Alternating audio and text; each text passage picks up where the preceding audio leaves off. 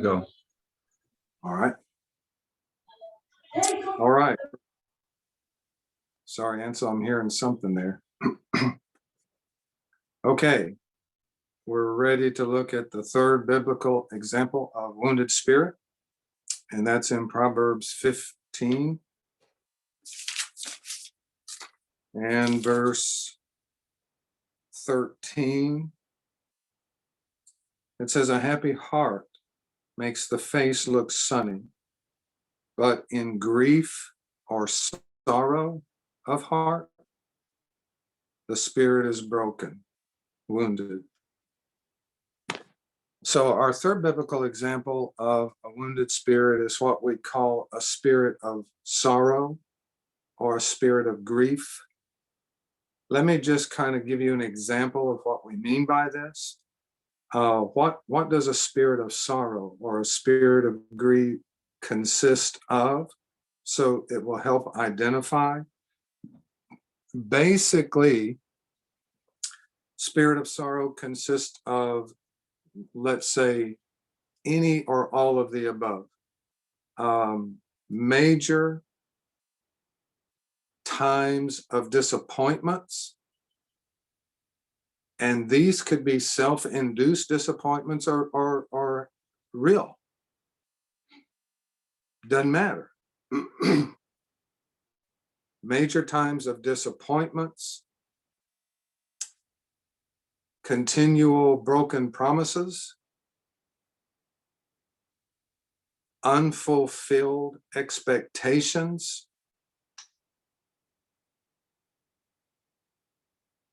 so let me run through those quickly. A spirit of sorrow, because this is where I lived my life. I mean, this one I stood for. Okay, I'd stand. A spirit of sorrow consists of major disappointments, broken promises, unfulfilled expectations, more or less creating a life of, let's say, withdrawal, loneliness, very, very difficult to love and trust anybody. Pretty much sums it up. Now, the problem is, this is very, very prevalent. Again, with my dad was not a mad person, okay? But I'm just sharing you one quick story, that's mine. He was military, not a bad person, didn't beat us. He just wasn't ever there for various and sundry reasons, which I won't go into now. So as a young boy, excuse me, obviously, the natural desire is to be with dad, spend time. And so dad honestly would say, "Steve, when I get back off of this trip, you and I will." So he'd come back, but then he would be busy. And there was just never time. So for a while, you know, that was, but then there came a time. And I'm just being open and honest with you. This isn't the worst story you're ever going to hear. Nothing like that. This is me. And I'll share the rest of my story Friday. But there came a time when I was around 12, 13, 14, that, let's say, the effect of broken promises, unfulfilled expectations, continual disappointments took a toll. And I withdrew to a point where I literally said to myself, I don't need anybody, and I will never trust a living soul. I remember that. That was a very point in time, very, very young. And so take someone here who's a good friend of mine, Ansel. Even though we are friends, and I'm 12 whatever years old, if Ansel said, Steve, I will meet you to go run tomorrow at noon. I'm there early, okay, because Dad was military. If I'm late for something, it's because I'm dead. All right. So, and I've never been late in my life. I mean, I'm always there early. So I'm there waiting for Ansel. It's 12 o'clock and Ansel doesn't show. Now, guys, I am not exaggerating, nor am I trying to make you feel sorry for me. This is truth. It's 12 o'clock. Ansel isn't there. He shows up 5 minutes late. I don't care. He is no longer my friend. I can no longer trust him. I'm not about to go run with him. I never want to see him again. I cut him just like that out of my life. He's gone.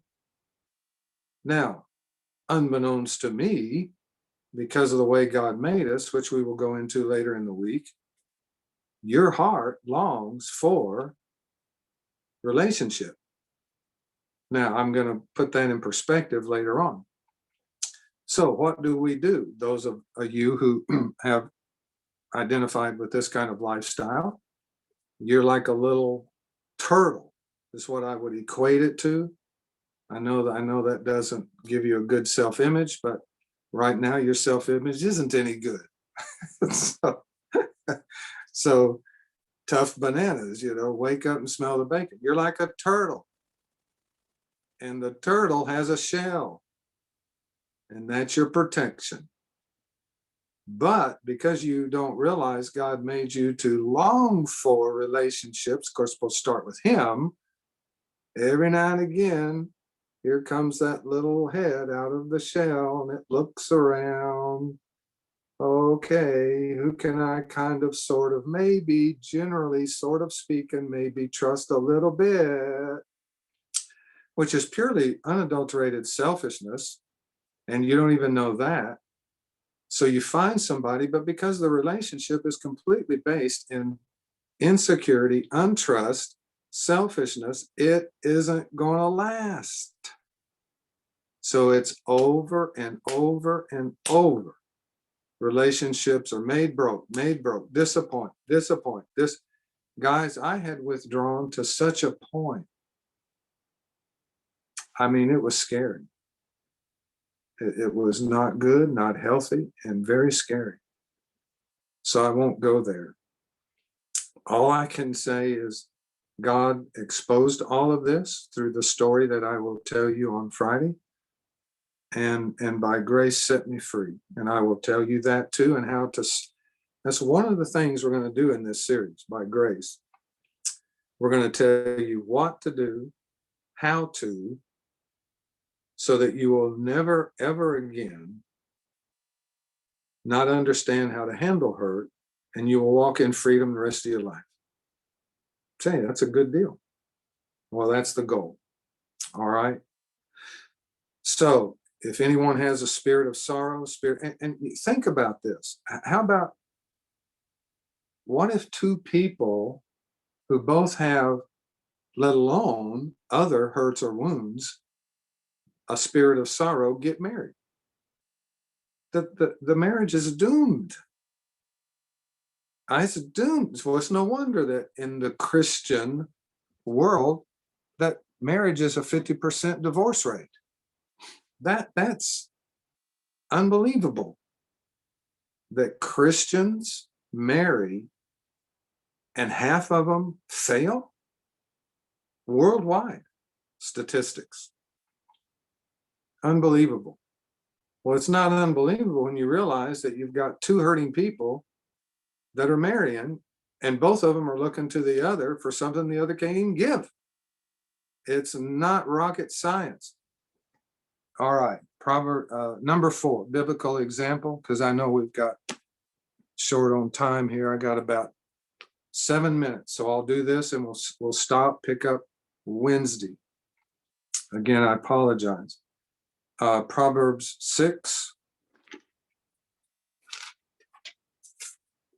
and verse 32, 33.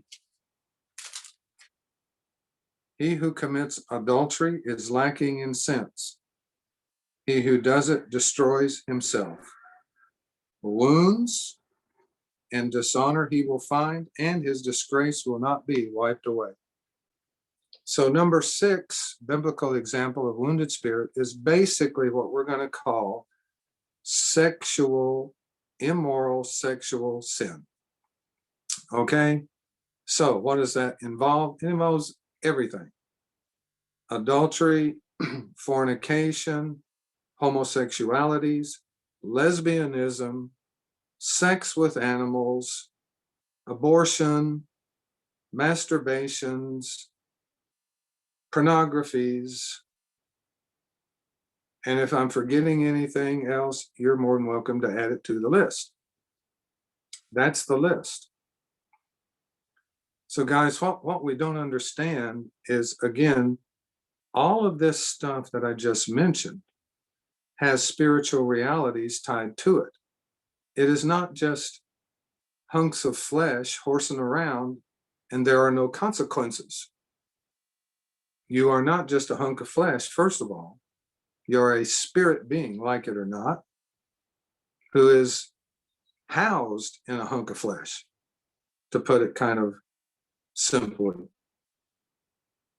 So guys, sex has spiritual realities. I remember one time, just to give you an example, young lady came into the clinic and she said, I'm having trouble with thoughts of suicide. And I said, is that right? Well, when did this start? Oh, she says, 2 weeks ago. Well, guy, you don't have to have a PhD in counseling to ask the next question. What happened 2 weeks ago? Okay, you don't need a degree for this. Matter of fact, the degrees that are offered out there are only going to mess you up. So trust me, stick to the Bible and God's wisdom, and you'll do a whole lot better. So she said, well, I don't know. I said, lady, look, I'm trying to help you. You've never had suicide thoughts in your life. All of a sudden they start 2 weeks ago. Something happened 2 weeks ago that's never happened to you before. So now she starts getting a little irritated. I don't think she was even Christian. She says, well, I can only think of one thing, but that's none of your business. And it ain't got nothing to do with suicide anyway. So I'm like, hey, lady, hey, I was here trying to help you. Either you tell me or the session's over. Well, okay, none of your business. But my boyfriend and I decided to have sex 2 weeks ago for the first time. Bingo. What's sex got to do with suicide? Well, in your case, it has a lot. Let me explain briefly. Sex is not just, to put it in, let's say, human, gross, simplistic terms. Sex is not just 2 hunks of flesh deciding to get together and have a little, fun and tickle, and it's over. You are a spirit being made in the image of God, like it or not. And what happens, which is why God said, do not commit fornication, adultery, or any of these other things, is because when somebody has sex with somebody, it is not just 2 hunks of flesh, it is 2 spirits coming together as one. Which means what? Potentially, it means that anything and everything on this spirit is now joining together with this spirit, and everything on your spirit now has free access to my spirit, and vice versa. And thus you've got a problem with suicide because the idiot you had sex with has a suicide problem on his spirit, or you wouldn't have it. Well, that blew her mind, as it probably would blow most people's minds today. but it's truth. I remember one time this girl, it's so sad, so sad. Listen, when this is so prevalent, sexual immorality in the Christian world, when I get onto this one in a class, I guarantee you 90% are going to stand. So what I say is, guys, I'm not here to embarrass you. We're just going to form a line for those of you that want prayer. And that's what I do. Because it's almost everybody, including YWAM staff, every time. As a matter of fact, in one of the sessions, the YWAM staff leader began to cry. And he said, Steve, please, look, I'm guilty. And I said, son, what happened? And he said, not only did I have sex outside of marriage, the girl got pregnant and I drove her to the abortion clinic. And he began to cry. Guys, this is so, you talk about an epidemic. This is unbelievable. And so this girl was crying. She said, I was sexually molested. Listen, I could tell you stories from now till whenever of sexual molested. I was molested as a child. My dad molested me. My whole, it never ends. Unbelievable. And there's the guilt, the shame. Okay, yeah, there is guilt, there is shame. But you got to understand your spirit was wounded. That's what Proverbs 6 here is saying. So I'm sorry for the guilt. I'm sorry for the shame, but you don't have to live with it. If you'll understand what we're doing, the Lord can heal and set you free. So this girl said, I was molested. Then I got molested again. Then I got molested again. She said, what again is wrong with me? How can I? God didn't make you capable of handling it. Nothing you decide to do is going to heal you. So you know what she decided to do? I will become grossly overweight, fat, and ugly, so guys will leave me alone. And that's what she did.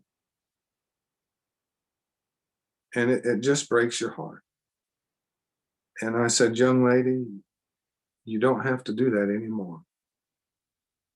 Through healing, I want you to start going back to the young lady God made and get yourself back. Get yourself back under God's grace. I remember one time this girl, this was up in Canada somewhere, came up to me after the meeting and she said, nobody knows this, but when I was 14, my uncle came home drunk, sexually molested me. I never told anybody, mom or dad, nobody. And I said, what's the problem? Well, he's come home now to live with us 4 years later. 4 years later. And she said, I can't handle it. There it is. I can't handle it. You were never meant by God to handle a wounded spirit. You can't handle it. God either heals it or you live with it. And try and, quote, handle it in your own physical way, which will not work, no matter what you decide to do. Gain weight, lose weight. Commit suicide, don't commit. None of it's going to heal. So she said, what do I do? So I explained this to her. We prayed. Simple prayer, which I'll go into here in the next session or two. She leaves. And guys, let me say this about when we pray, and I'm sure I'll repeat this. I really don't care how you feel. This isn't about feeling an emotion. I don't care if you've got emotion. I don't care if you cry your eyes out or you don't cry a tear. The point is, Jesus is the healer. You don't go, I'm healed by because I cried. Or, oh, gee, I didn't feel anything. But I don't care. It's like when you pray, you're supposed to believe. It's called faith. Golly gee, that's how we get saved. You don't get saved because you pray, oh, now I feel. Oh, I feel. It's wonderful if you do. Whether you do or don't makes no difference. It's the heart. Did you actually mean what you prayed? Well, then you got to believe it. If you believe it, you got to actually act like it. So off she goes. She comes back the next night. She says, Steve, I couldn't sleep last night at all. And I said, oh, I'm so sorry. We'll pray again. Nope, don't need to. I couldn't sleep because I was so happy. Hallelujah. She said, can I tell everybody? So she stood up for a whole meeting, told everybody. So it's nice to hear a nice story once in a while. So guys, listen, there are YWAM leaders that I'm dealing with right now. Now, fortunately, I'm dealing with enough from various hundred parts of the world, you can't figure this out, who are struggling in consequences of sexual woundedness throughout that whole list that I just went through. And they're married right now. And they're in leadership over schools in YWAM. I'm not saying they shouldn't be, because at least they're being honest to say, please help me. All right. Well, Ansel, listen, I know our time's up.